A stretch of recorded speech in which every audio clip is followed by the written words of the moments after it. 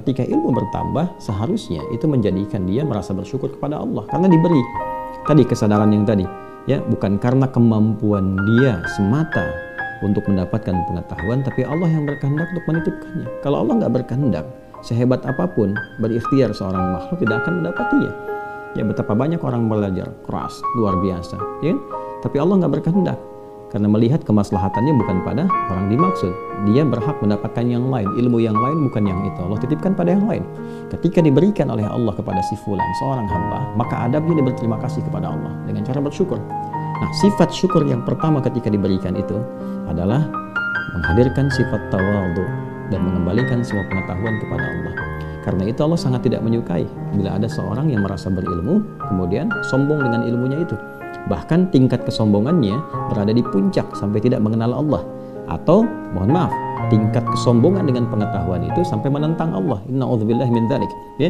Nah, ini mendapatkan satu kecaman yang luar biasa, dan ini penyakit iblis yang pertama. Ketika merasa punya pengetahuan, ya kan? Maka dengan pengetahuan itu dia sombong, aba wastakbar. Nanti ayat 34-nya kita lihat, dia merasa enggan hormat kepada Adam atas perintah Allah karena merasa sombong. Ya, maka Allah haramkan kesombongan itu.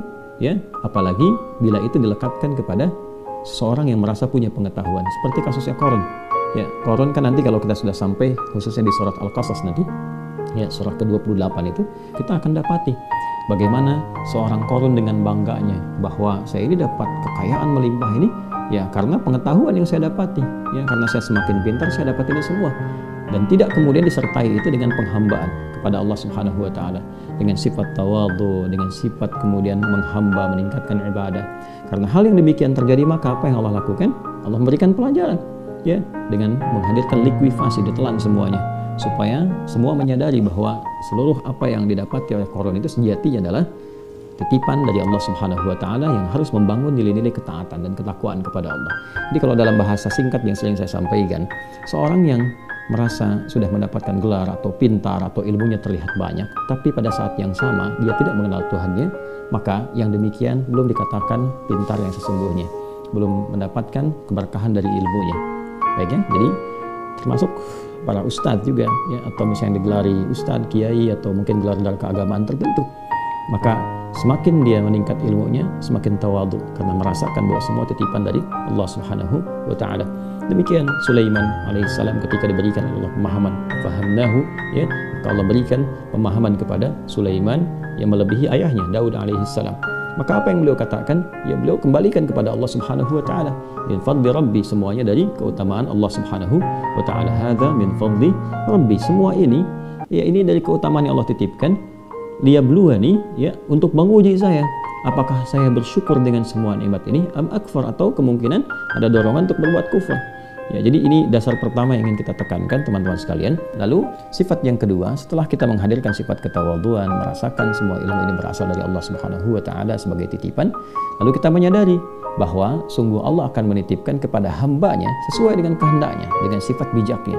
Jadi Allah Maha mengetahui ini si fulan diberikan kelebihan di A, si fulan di B, si fulan di C. Ya, kenapa tidak satu orang diberikan kelebihan yang sempurna di semua aspek, ya kan?